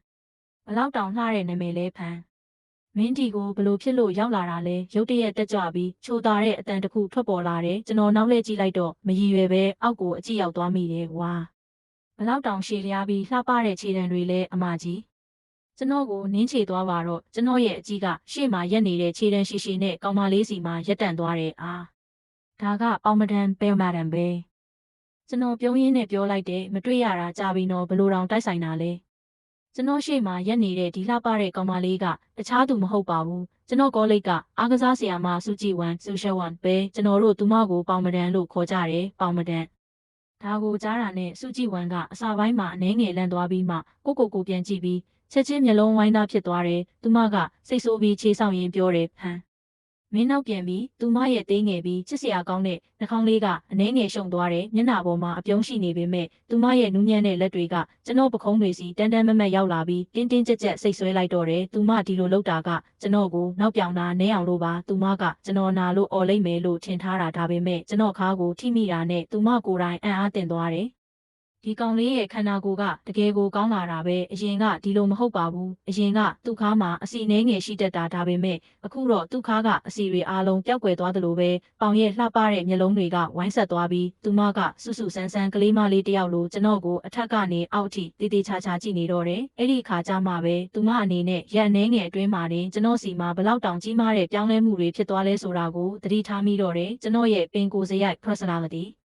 ရောခန္ဓာကိုယ် physical ပါအရင်ကထက်အများကြီးပိုကောင်းလာခဲ့ပြီးကျွန်တော်ခန္ဓာကိုယ်ကကြွက်သားတွေကလည်းအခုဆိုရင်အထင်ရှားမြင်နေရပြီးတကူလုံးကြည့်လိုက်ရင်တကယ်ကိုချုံမောပြီးဆွဲဆောင်မှုရှိနေတာကျွန်တော်ကတော့တမင်တကာအပြစ်ကင်းတဲ့မျက်နှာလုပ်ပြီးအပြုံးဖြော့ဖြော့နဲ့ပြောလိုက်တယ်ဝါမဒန်ကျွန်တော်ချောမှန်းကျွန်တော်သိပါတယ်ဒါပေမဲ့မဒန်ကကျွန်တော်ကိုဒီလိုကြီးစိုက်ကြည့်နေရင်ကျွန်တော်လည်းရှက်တက်တာပေါ့ပေါင်ကရေမောလိုက်တယ်သူမရဲ့မျက်လုံးတွေကပြုံးလိုက်တဲ့အခါလာဆန်းပုံစံလေးဖြစ်သွားတယ်အာ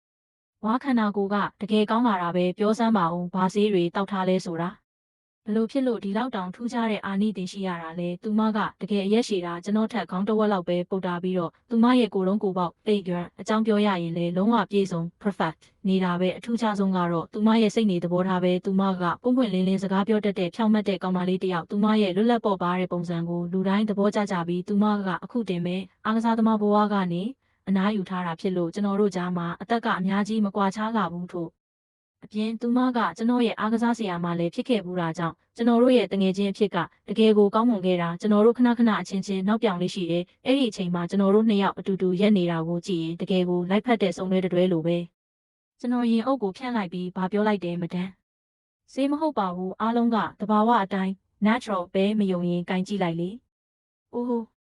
ဒီလိုလားဒါဆိုရင်တော့မဒန်ကလည်းနောက်ဆုံးမှမဟုတ်ဘူးဒါကိုကြားတော့ပေါင်ရဲ့မျက်လုံးတွေတောက်ပသွားတယ်သူမလုံးဝမရှက်ပဲနောက်ပြောင်တဲ့အပြုံးနဲ့အတူသူမရဲ့လက်ကိုကျွန်တော်ရင်ဘက်စီတန်းတန်းမတ်မတ်ဆန်တန်းလာခဲ့တယ်ဝါအံ့ဩစရာပဲတကယ်ကိုကောင်းမွန်တဲ့ခန္ဓာကိုယ်ကိုတိဆောက်ထားတာပဲတာရုပါမောင်ရင်ဒီလိုပဲဆက်ပြီးစူးစမ်းသွားပါဒါဆိုရင်မင်းကဘာပေါ်မှာအချောဆုံးကောင်လေးဖြစ်လာလိမ့်မယ်ပြီးတော့အခုကအတန်းချိန်မဟုတ်ဘူးဒါကြောင့်ငါ့ကိုမတန်လို့ခေါ်စရာမလိုပါဘူးပေါင်ကပြုံးပြီးပြောတယ်ငါ့ကိုအမကြီးလို့ခေါ်လို့ရပါတယ်ငါကမင်းထက်အသက်နည်းနည်းပဲကြီးတာကိစ္စမရှိပါဘူးကျွန်တော်အတွက်တော့မတန်လို့ခေါ်ရတာကပိုပြီးပြောစရာကောင်းလို့ပါဒါကိုကြားတော့ပေါင်ကခဏလောက်ငြိမ်သွားတယ်သူမရဲ့ပြပြင်းတွေအနှဲငယ်ညီမြန်းသွားပြီးရှက်ကိုရှက်ကန်းနဲ့ပြောတယ်အာမင်းကလည်းတကယ်လို့မဒန်ကပေါင်မဒန်လို့ခေါ်တာကိုမကြိုက်ရင်ပေါင်အမလို့လည်းခေါ်လို့ရပါတယ်နာမည်နှစ်ခုစလုံးကောင်းပါတယ်ဘာလို့လဲဆိုတော့လူကိုယ်တိုင်ကလှနေလို့ပဲထားလိုက်ပါတော့မင်းကြိုက်တယ်လို့ခေါ်ပေါင်ကခေါင်းမောလိုက်ပြီးရုတ်တရက်တည်ငြိမ်သွားတယ်ကဲကျန်တဲ့စကားတွေကိုနောက်မှပြောကြတာပေါ့မင်းအခုတယောက်သေးလားအားနေလားဘာဖြစ်လို့လဲတကယ်လို့ပေါင်မကကျွန်တော်ကိုဒိတ်ခေါ်မယ်ဆိုရင်တော့ကျွန်တော်မှာအချိန်တွေအများကြီးရှိပါတယ်။ဒါကိုကြားပြီးနောက်မှာတော့ပေါင်ကအားကိုးရာတစ်ခုရသွားသလိုမျိုးပျော်ရွှင်သွားခဲ့တယ်။သူမကလက်နှစ်ဖက်စလုံးနဲ့ကျွန်တော်လက်မောင်းကိုကင်လိုက်ပြီးစိတ်လှုပ်ရှားစွာနဲ့လှုပ်ခါရင်းပြောတော့တယ်။တကယ်ကိုကောင်းတာပဲငါကတယောက်ယောက်ကိုရှာနေတာဘာပြောလဲဖန်။မင်းရဲ့မဒန်ကအခုမင်းရဲ့အကူအညီကိုလိုအပ်နေတယ်မင်းခဏလောက်ကူညီပေးမလား။ငါနဲ့အတူအိမ်ပြောင်းဖို့လိုက်ခဲ့ပေးမလား။ဒါကိုကြားတော့ကျွန်တော်အနှဲငယ်အံ့အားသင့်သွားပြီးမေးလိုက်တယ်အိမ်ပြောင်းမလို့လား။ဘာလို့လဲ။ပေါင်အမကဒီမှာနေတာပဲဒါကတက္ကသိုလ်နဲ့အရန်ဝေးတယ်မဟုတ်လား။ပေါင်ရဲ့မျက်နှာကချက်ချင်းညှိုးငယ်သွားတယ်အင်းအရန်ဝေးတယ်ငါတကယ်စိတ်ပြက်နေပြီးကောလိပ်ဖွင့်တာတစ်လပဲရှိသေးတယ်ငါ9ကြိမ်တောင်နောက်ကျပြီးပြီသိရဲ့လား9ကြိမ်တိတိအခုတော့ငါထပ်ပြီးမခံနိုင်တော့ဘူးဒီလိုပဲဆက်သွားနေရင်ငါရဲ့လစာတစ်ဝက်လောက်အဖြတ်ခံရလိမ့်မယ်ကျွန်တော်ကပြောလိုက်တယ်ဒါဆိုရင်မဒန်ကဆရာမတွေနေတဲ့တိုက်ခန်း Teachers Apartment မှာဘာလို့မနေတာလဲကျွန်တော်ခေါင်းကုပ်ရင်မေးလိုက်မိတယ်ငါတက္ကသိုလ်ကိုနောက်ကျမှရောက်လာတာအဲ့ဒီအချိန်မှာတိုက်ခန်းတွေအကုန်ပြည့်ကုန်ပြီးကောလိပ်တာဝန်ရှိသူတွေကတော့ငါအတွက်တခုခုစီစဉ်ပေးမယ်လို့ပြောနေကြတာပဲအဲ့ဒီအချိန်ထိတော့ငါမှအပြင်မှာလအနေငယ်လောက်အိမ်ငားနေရအောင်မယ်ဒါပေမဲ့ဒါကဘလောက်ကြာအောင်မလဲဘသူသိမှလဲပေါင်ကပြောရင်းနဲ့ချစ်စရာကောင်းတဲ့အမူအရာနဲ့မျက်လုံးလေးကစားနေတယ်သူမရဲ့မျက်နှာပေါ်မှာမတက်တာမှုတွေအထင်ရှားပေါ်နေတာဒါဆိုရင်တက္ကသိုလ်နားမှာပဲအိမ်တလုံးဘာလို့မငှားတာလဲကျွန်တော်ရုတ်တရက်လီမန်ရှိဆိုတဲ့ချမ်းသာတဲ့အန်တီကြီးကိုသတိရသွားတယ်တက္ကသိုလ်အနီးတစ်ဝိုက်မှာသူမရဲ့အိမ်ချမ်းမြေတွေအများကြီးရှိနေပုံရတယ်အဆောက်အဦတွေအများကြီးငှားထားတာပေါ့အဆောက်အဦတွေအများကြီးဟုတ်လားပေါင်ကကျွန်တော်ကိုစိုက်ကြည့်တယ်ပြီးတော့လက်နှစ်ဖက်စလုံးကိုဖြန့်ပြပြီးပြောတယ်မောင်လေးရေငါမှအဲ့ဒီလောက်ပတ်စံမရှိပါဘူးငါကစင်းရဲသားပါတက္ကသိုလ်နားကအိမ်တွေရဲ့အိမ်ငှားကဘယ်လောက်ရှိလဲမင်းသိရဲ့လားအခန်းသေးလေးတစ်ခန်းရဲ့အိမ်ငှားကတင်တစ်လကို9000 6000လောက်ရှိတာငါရဲ့လစာအားလုံးဒီပါပဲငါကတော့အဲ့ဒီလောက်အိမ်ငှားကမပေးနိုင်ဘူးဘလို့ဖြစ်လို့လဲမဒန်ကတက္ကသိုလ်ရဲ့အားကစားဆရာမပဲဟာတကယ်ပဲပတ်စံဒီလောက်တောင်အခက်ခဲရှိလို့လားအရန်ကိုရှိတာပေါ့အားမောင်လေးရမင်းကအားကစားဆရာမတွေကအရန်ချမ်းသာတယ်လို့ထင်နေတာလားပေါင်မဒန်ကတက်ပြင်းရှည်ကြီးချလိုက်ပြီးမျက်နှာတစ်ခုလုံးညီးတွားတန်တွေနဲ့ပြည့်နှက်သွားတယ်သူမပြောပြတာကသူမဟာအခုမှအစမ်းခံဆရာမ training teacher ပဲရှိသေးတာတဲ့ဒါဆိုပတ်စံကဘယ်ကလာမှာလဲငါဒီမှာတစ်နှစ်ပတ်လုံးအလုပ်လုပ်ရင်တောင်ဒီမျိုးကရေချိုးခန်းတစ်ခုစာတောင်ဝယ်နိုင်မှာမဟုတ်ဘူးပြီးတော့ဒီမျိုးမှာငါမှတငယ်ချင်းလည်းမရှိဘူးမဟုတ်ရင်ငါကတယောက်တည်းအိမ်ပြောင်းပါမလားတကယ်စိတ်မကောင်းစရာပဲတကယ်စိတ်မကောင်းစရာသူမကကျွန်တော်ရှေ့မှာစိတ်ကောက်နေတဲ့ဇနီးတဲ့တယောက်လိုခေါင်းကိုကင်ပြီးထိုင်နေတော့တယ်ပြီးမှရုတ်တရက်သူမရဲ့မျက်လုံးတွေတောက်ပလာပြီးကျွန်တော်ပခုံးကိုချက်ချင်းကင်လိုက်တယ်ဒါဆိုပြောမဒန်ကအခုမင်းကိုအရန်လိုအပ်နေတယ်အခုတန်တန်မတ်မတ်သာပြောကူညီပါလားမကူညီဘူးလားကျွန်တော်အောက်ကိုငုံကြည့်ပြီးပြုံးရင်းနဲ့ပြောလိုက်တယ်တေချာပေါက်ကူညီမှာပေါ့တကယ်ကိုကောင်းတာပဲဖန် မင်းကတကယ်နားလေတက်တဲ့ចောင်းသားပဲငါမင်းကိုခွင့်ပြုချက်ပေးလိုက်မယ်ဒီဆမ်မက်စတာရဲ့အားကစားအတန်းကိုမင်းတက်เสียမလိုဘူးအောင်မရန်ကကျွန်တော်ကိုနောက်ပြောင်တဲ့ပုံစံနဲ့မျက်စိတစ်ဖက်မှိတ်ပြတယ်ကျွန်တော်လည်းရေမောပြီးပြောလိုက်တယ်မဟုတ်တာဒါတော့မဖြစ်နိုင်ဘူးတကယ်လို့အားကစားအတန်းမရှိရင်ဒီလောက်လာတဲ့မတန်ကိုကျွန်တော်ဘယ်လိုလုပ်မြင်ရတော့မှလဲကျွန်တော်မတန်ကိုအရန်လွမ်းနေလို့ထမင်းတောင်စားနိုင်မှာမဟုတ်ဘူးဟင်းတကယ်ကိုကောင်းတာပဲမင်းကတကယ်ပဲငါရဲ့အကြိုက်ဆုံးចောင်းသားပဲတစ်ချက်ကတော့အရန်ချောတယ်နောက်တစ်ချက်ကတော့စကားတွေကိုလည်းဒီလောက်အထိချိုချိုသားသားပြောတတ်တယ်ပေါင်ကပျော်ရွှင်စွာနဲ့ပြုံးလိုက်တယ်ကဲဒါဆိုမဒန်ရဲ့အခန်းကိုပြရတာပေါ့ပထမဆုံးအကြိမ်ဖြစ်တယောက်ယောက်ကိုကိုယ်အိမ်ခေါ်လာတာဒါပေမဲ့သတိထားနော်ဟိုဟိုဒီဒီအများကြီးရှောက်မကြည့်နဲ့တကယ်လို့တစ်ခုခုကိုကြည့်ပြီးစိတ်တွေလှုပ်ရှားသွားရင်တော့အဲ့ဒါရဲ့တာဝန်ကငါတာဝန်မဟုတ်ဘူးပေါင်မဒန်ကလွတ်လပ်ပေါ်ပါတဲ့ပုံစံနဲ့ကျွန်တော်လက်ကိုကင်ပြီးရှေ့ကနေရှောက်သွားခဲ့တယ်သူမကကျွန်တော်တို့ရဲ့ဆရာနဲ့ចောင်းသားဆက်ဆံရေးကိုလုံးဝဂရုမစိုက်တဲ့ပုံစံပဲကျွန်တော်တို့နှစ်ယောက်လမ်းတစ်လျှောက်လုံးရင်မောစကားပြောရင်းနဲ့မကြခင်မှာပဲသူမနေထိုင်တဲ့နေရာကိုရောက်သွားခဲ့ကြတယ်ကျွန်တော်ပေါင်မဒန်အနေနဲ့ခန်းသားထဲဝါတဲ့နေရာမျိုးမှာနေမှာမဟုတ်ဘူးဆိုတာသိထားပေမဲ့ဒီလောက်အထိဟောင်းနှွမ်းတဲ့အဆောက်အဦမှာနေလိမ့်မယ်လို့တော့မထင်ထားခဲ့ဘူး။ဒီနေရာကတန်ရှင်းတရက်မှုတော့ရှိပါတယ်။ဒါပေမဲ့အဆောက်အဦကတော့တကယ်ကိုရှေးဟောင်းပုံစံကြီးဖြစ်နေတာတချို့နေရန်တွေကကွဲအပ်နေပြီးအဲ့ဒီအပေါ်မှာဝါကျင့်ကျင့်မြင်းညင်းညစ်အစွန်းထင်းတွေရှိနေတယ်။ထောက်တော်တော်များများမှာပင့်ကူအိမ်တွေစောင့်နေကြပြီးတရက်ကွက်လုံးမှာအများစုကတက်ကြီးရွယ်အိုတွေပဲနေကြတာတက်ကြီးရွယ်အိုတွေကအပြင်မှာထွက်ပြီးနေပူစာလုံးနေကြတယ်။နေရာတိုင်းမှာဟောင်းနှွမ်းပြီးစိတ်ငြိမ်တဲ့ခံစားချက်မျိုးရှိနေတာပေါင်မတန်။မတန်ကဒီမှာနေတာလား။ဘာဖြစ်လို့လဲ။လူကြီးမင်းကသဘောမကျလို့လားပေါင်ကရှေ့ကနေရှောက်သွားရင်းပြောတယ်ကျွန်တော်ကပြောလိုက်တယ်အဲ့လိုမျိုးမဟုတ်ပါဘူးဒါပေမဲ့မတန်ကဒီလိုဟောင်းနှွမ်းတဲ့နေရာမှာနေလိမ့်မယ်လို့ကျွန်တော်မသိခဲ့လို့ပါဒီအဆောက်အဦကတော်တော်လေးဟောင်းနေပုံရတယ်ဘာလို့ရမှာလဲဒီမှာအိမ်ငါးကတက်တာတာကိုနောက်ဆုံးတော့ငါရဲ့လစာက9000ဝန်းကျင်ပဲရှိတာပြီးတော့ဒီတစ်ခါငါချိန်နောက်ကျခဲ့သေးတယ်အခုဒါကိုတတိယတိုင်းခေါင်းကိုက်လာတာပဲပေါင်ကစိတ်ဆိုးပြီးသူမရဲ့နှက်ခမ်းတွေကိုစူလိုက်တယ်ပြီးတော့ခပ်ဖွက်ဖွက်လေးသူမရဲ့ခေါင်းကိုထုလိုက်တယ်ဒါဆိုဒီလောက်ပတ်စံနဲ့အလုပ်ဖြစ်ရဲ့လားကိုယ့်ရဲ့အသုံးစရိတ်အတွက်တော့အဆင်ပြေပါတယ်ငါကအဖိုးတန်ပစ္စည်းတွေဝယ်ရတာကိုလည်းဝါသနာမပါဘူးအခက်အခဲတစ်ခုပဲရှိတယ်လေ့ကျင့်ခန်းတွေနဲ့အားကစားတွေလုပ်ခဲ့တဲ့အတွက်ငါခန္ဓာကိုယ်မှာဒဏ်ရာဟောင်းတွေကျန်ခဲ့တာအဲ့ဒါတွေကြောင့်ခဏခဏဈေးရုံသွားနေရလို့ဒီအချက်ကိုတော့ကျွန်တော်အစကတည်းကသိထားပါတယ်အားကစားသမားအများစုဟာအနားယူပြီးနောက်မှာတော့လေ့ကျင့်ခန်းတွေကြောင့်ခန္ဓာကိုယ်မှာအမာရွတ်တွေအများကြီးကျန်ခဲ့တတ်ပြီးဒဏ်ရာဟောင်းတွေလည်းအများကြီးရှိတတ်ကြတယ်အထူးသဖြင့်ပေါင်လိုမျိုးအပြေးသမားအာသိုတီအတွက်ဆိုရင်သူမတို့ရဲ့ဒူးတွေပေါ်မှာဖိအားတွေအများကြီးတက်ရောက်ခဲ့တာဖြစ်လို့ဒီလိုဒဏ်ရာတွေကအလွယ်တကူနဲ့ဘယ်တော့မှမပြောက်ကင်းနိုင်ဘူးဒါတွေတက်တာဖို့အတွက်အချိန်အများကြီးယူရတတ်တဲ့ဖြည်းဖြည်းချင်းကုသမှုခံယူပြီးအနားယူမှပဲတိုးတက်မှုရှိလာတာပေါင်မတန်ကသူမစုဆောင်းထားတဲ့ပတ်စံအများစုကိုကုသမှုစရိတ်ထဲမှာသုံးပစ်တာဖြစ်မယ်ဒါကြောင့်ပဲသူမရဲ့ဘဝကအခုထိတော်တော်လေးအကျက်တဲဖြစ်နေတ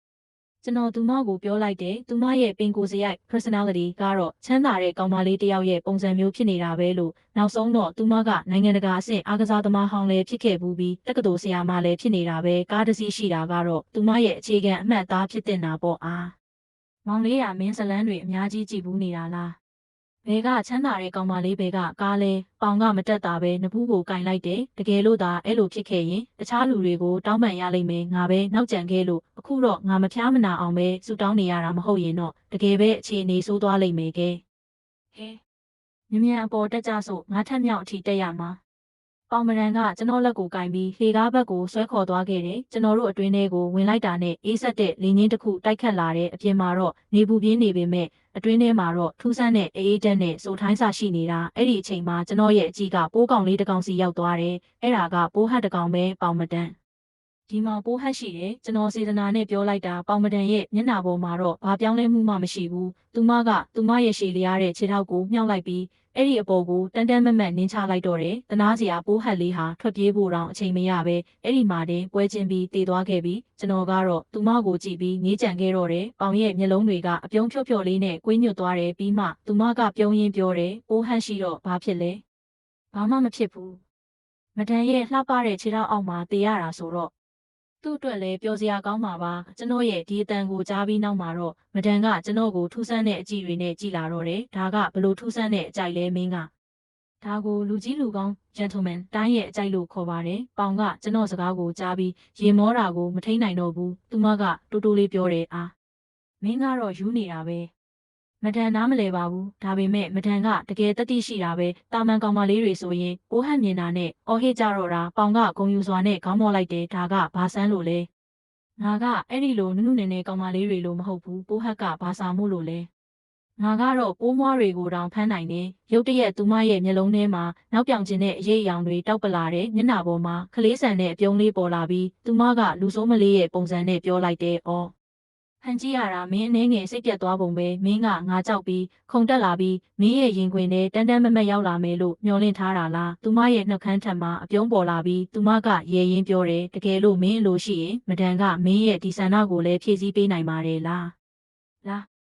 နောက်တစ်ခေါက်တရုပ်ဆောင်ကြည့်ရအောင်ရုတ်တရက်သူမရဲ့အတွင်းထဲက drama queen တယောက်ဝင်ပူးသွားသလိုမျိုးပဲပေါင်ကချက်ချင်းအပြစ်ကင်းတဲ့မျက်နှာလေးလှုပ်လိုက်တယ်လက်နှစ်ဖက်စလုံးနဲ့မျက်လုံးကိုကာလိုက်ပြီးသေးသွယ်တဲ့အတန်လေးနဲ့အော်ဟစ်လိုက်တဲ့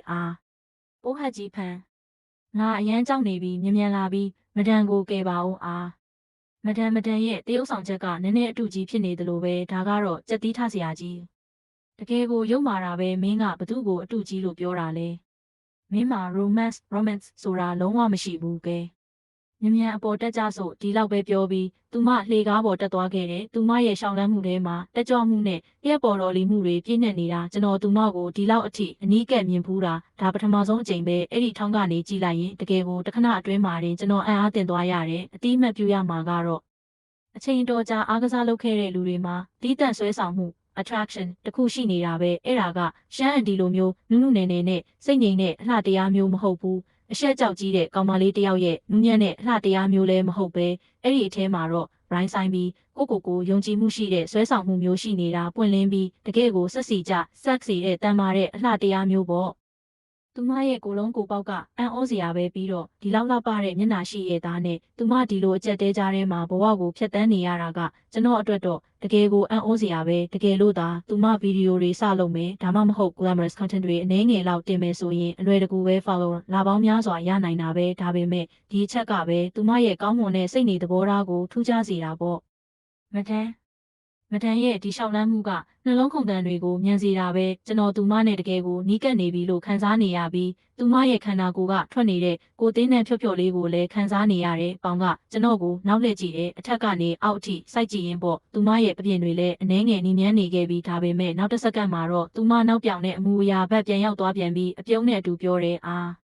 ငါတို့ကတငယ်ချင်းကောင်းတွေပဲဟာနည်းနည်းလောက်အမျက်ထုတ်လိုက်တော့ဘာဖြစ်လဲသူမရဲ့စကားမဆုံးသေးခင်မှာပဲရုတ်တရက်သူမတစ်ခုခုကိုခန်းစားလိုက်ရတယ်ပေါင်ရဲ့မျက်လုံးတွေချက်ချင်းကျဲသွားခဲ့တယ်သူမရဲ့ဖြူဝင်းတဲ့မျက်နှာပေါ်မှာညီမြန်းမှုတွေပြန့်နှံ့သွားပြီးအဲ့ဒါကသူမကိုပိုပြီးတော့တောင်လှပသွားစေတယ်သူမကရှက်ရွံ့မှုနဲ့အံ့အားသင့်မှုတွေနဲ့ပြောလိုက်တယ်ဟန်မင်းတကယ်ပဲအဲ့လိုလုပ်လိုက်တာလား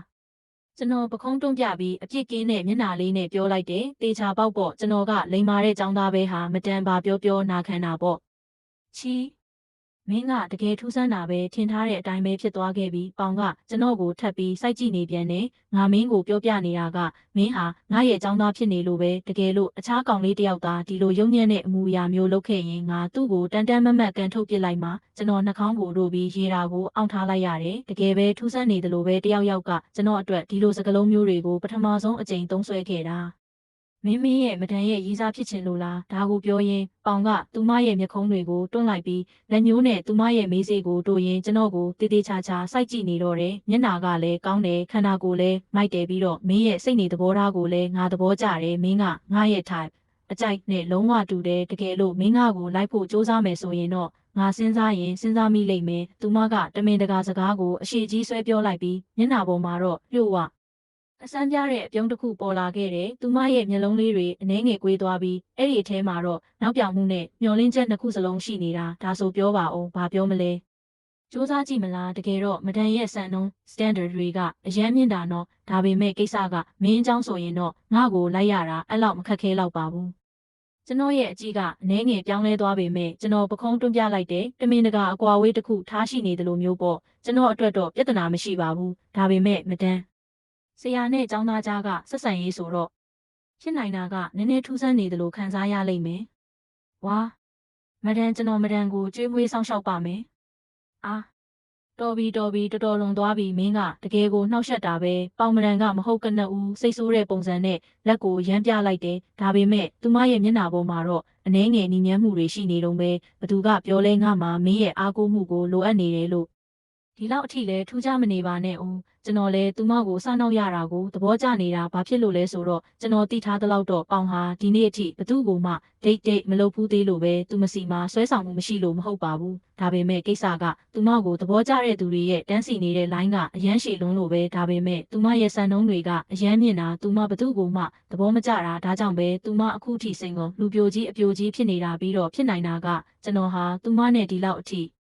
နီးနီးကပ်ကပ်ဆက်ဆံရေးရှိခဲ့တဲ့ပထမဆုံးကောင်လေးဖြစ်လိမ့်မယ်။ဘာဖြစ်လို့လဲဆိုတော့ကျွန်တော်တို့နှစ်ယောက်စလုံးပွင့်ပွင့်လင်းလင်းစကားပြောကြပြီးဟန်ဆောင်မှုလုံးဝမရှိကြလို့ပဲဒါကြောင့်ပဲကျွန်တော်တို့အဆင်ပြေခဲ့ကြတာပေါင်းကအမုန်းဆုံးလူတွေကတော့အပေါ်ယံမှာတာရုနဲ့လူသူတော်ကောင်းလုံးနေကြတဲ့လူတွေကိုပဲအထူးသဖြင့်တက္ကသိုလ်ကတချို့ဆရာတွေကိုပေါ့အပေါ်ယံမှာတော့အလွန်ယဉ်ကျေးပြီးအေးဆေးတဲ့ပုံစံတွေပေါ့တကယ်ကိုယဉ်ကျေးတဲ့လူသားတွေလိုမျိုးဒါပေမဲ့အတွင်းထဲမှာတော့တကယ်ကိုယုံညံ့ကြတာသူတို့ကောင်းမွန်တဲ့ဆက်ဆံရေးတိစောက်ဖို့ဆိုတဲ့အကြောင်းပြချက်နဲ့လုပ်ပေါ်ကိုင်ဘက်တွေနဲ့အတူပေါင်ကိုအပြင်မှာအရက်တောက်ဖို့ခေါ်လေးရှိကြတယ်။ဒါပေမဲ့သူတို့ရဲ့ခေါင်းထဲမှာဘလို့ညစ်ပတ်တဲ့အတွေးတွေရှိနေလဲဆိုတာကိုပေါင်ကအလွန်ကောင်းကောင်းသိထားတာဒါကြောင့်ပဲသူတို့ကိုဘယ်တော့မှအရေးမလုပ်ခဲ့တာကောလိပ်မှာလဲသူကအမြဲတမ်းတယောက်တည်းနေလေးရှိပြီးလူတွေရဲ့အမြင်မှာတော့နည်းနည်းထူးဆန်းတဲ့စိတ်နေသဘောထားရှိတဲ့သူလို့ထင်ရတာပေါ့။ဘာသက်သေမှမရှိပေမဲ့သူမကိုယ်တိုင်ထင်နေတာကတော့ဆရာမတွေနေတဲ့တိုက်ခန်းမရတဲ့အကြောင်းရင်းကလည်းဒါကြောင့်ပဲလို့ထင်နေတာဘာဖြစ်လို့လဲဆိုတော့သူမကအခြားလူတွေနဲ့ရောနှောမနေလို့ပဲတကယ်ပြောရရင်တော့ဒီစိမ့်သက်တဲ့မြို့ကြီးမှာကျွန်တော်ဟာဖြစ်နိုင်တာကသူမရဲ့အရင်းနှီးဆုံးတငယ်ချင်းဖြစ်လိမ့်မယ်။ပေါင်ကခေါင်းခါလိုက်ပြီးဆက်ပြီးမတွေးတော့ဘူးပြီးမှစိတ်ဆိုးချင်အောင်ဆောင်ပြီးပြောတယ်ကဲ။မြန်အပေါ်တက်ပြီးပစ္စည်းတွေတည်ဆန်းပြီးတော့ဟုတ်ပြီ။နောက်တစ်ခါဘာထူးဆန်းတဲ့အမူအရာမှမလုံးနဲ့တော့သူမရဲ့သေးငယ်တဲ့သွားလေးတွေကိုပြလိုက်ပြီးလက်သီးလေးဝက်ပြပြီးခြောက်လန့်နေတော့တယ်တကယ်ပဲဒီလောက်ချောတဲ့ကောင်လေးဖြစ်နေပြီးတော့လုတ်ပုံကဘလို့အပြုတ်မှုတွေလည်းမသိဘူးကျွန်တော်တို့နှစ်ယောက်လေကားပေါ်မှာဆောင်းနောက်ရင်းနဲ့အပေါ်ကိုတက်သွားကြတယ်အဲ့ဒီအချိန်မှာပဲဒုတိယထပ်ကဟောင်းနှွမ်းနေတဲ့တကားတစ်ခုကရုတ်တရက်ပွင့်လာပြီးအန်ရရှိတဲ့မျက်နှာထားနဲ့လူအချို့ထွက်လာကြတယ်သူတို့ကျွန်တော်တို့ကိုမြင်တော့ထူးဆန်းတဲ့အကြည့်တွေနဲ့ကြည့်ကြပြီးအချင်းချင်းတိုးလေးစကားပြောနေကြတယ်မကြခင်မှာပဲကျွန်တော်တို့အလွယ်တကူငါးထက်မြောက်ကိုရောက်သွားခဲ့ကြတယ်ကျွန်တော်မှာတော့အမောမဆို့ပါဘူးခန္ဓာကိုယ်ထဲမှာအင်အားတွေပြည့်ရှိနေတာတစ်ဖက်မှာတော့ပေါင်ရဲ့အသက်ရှူတန်းကအနှဲငယ်ညံလာပေမဲ့သူမလည်းအများကြီးမောပန်းသွားပုံမရဘူးဒါပေမဲ့ကျွန်တော်သတိထားမိတာကသူမရဲ့မျက်နှာပေါ်မှာနာကျင်မှုဖိန်ခံစားချက်မျိုးရှိနေတာပဲသူမရဲ့ဒူးတွေထဲမှာအနှဲငယ်နာကျင်မှုတွေပေါ်လာတာဖြစ်မယ်။ဒါနဲ့ပေါင်မတန်းအခုဘယ်ကိုပြောင်းပါလဲ။လိုဟဲဝန်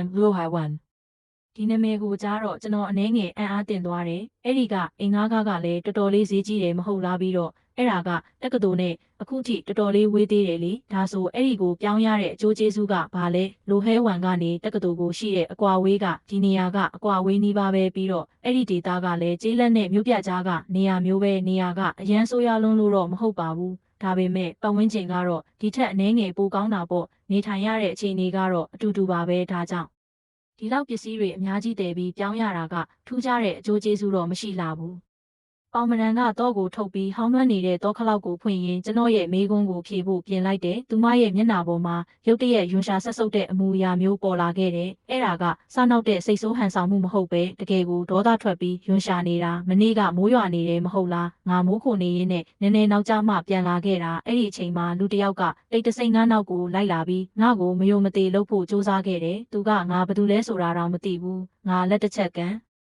်လိုက်တာနဲ့တင်သူ့အခြေအနေကပြတ်သွားပြီးချက်ချင်းပဲအဲ့ဒီမှာတင်လဲကျသွားတာသူကဘာထင်နေလဲငါကလေ့ကျင့်ခန်းမလုပ်ဘူးလို့ထင်နေတာလားဒါကိုပြောရင်သူမကကျွန်တော်ကိုလက်သီးပြတယ်ပြီးတော့လေထဲမှာအရှိန်နဲ့ကန်ပြတယ်သူမရဲ့တန်မာတဲ့ခြေတံတွေကအင်အားတွေနဲ့ပြည့်နှက်နေပုံရတယ်တကယ်ပြောရရင်တော့အဲ့ဒီအထဲမှာတီးတန့်အလှတရားတစ်ခုရှိနေတာပဲတကယ်ပဲသူမကတော်တော်လေးအနေရများတယ်တကယ်လို့တာမန်လူတစ်ယောက်သာဒီလိုကန်ခံရရင်တော့ချက်ချင်းကျန်းပြင်ပေါ်လဲကျသွားမှာပဲဒါပေမဲ့ကျွန်တော်ရဲ့မျက်လုံးထဲမှာတော့အနှဲငယ်တည်ငြိမ်မှုတွေပေါ်လာခဲ့တယ်အားဒီလိုကိစ္စမျိုးဖြစ်ခဲ့တာလားမဒန်လိုဟဲဝန်ကိုမသွားပါနဲ့ကျွန်တော်တငယ်ချင်းတယောက်ကိုတည်တယ်သူတက္ကသိုလ်နားမှာမဒန်အတွက်အိမ်တလုံးစီစဉ်ပေးလိုက်မယ်ကျွန်တော်ရဲ့အတန်ကဒီတစ်ချိန်မှာတော့တော်တော်လေးတည်ငြိမ်နေပြီးအဲ့ဒီအထဲမှာယုံကြည်မှုတွေအထင်ရှားခံစားရတယ်ရှမ်း NTC မှာအကျွေးအနှဲငယ်ရှိနေပေမဲ့အိမ်ငါးခအတွက်ပတ်စံအနှဲငယ်ဥပမာ UB 1000-2000လောက်ကိုတော့ကျွန်တော်အေးဆေးပဲပေးနိုင်ပါတယ်ပြီးတော့လိုအပ်ရင်လီမန်ရှီနဲ့စကားပြောလိုက်မယ်သူမနဲ့ရှမ်း NT ရဲ့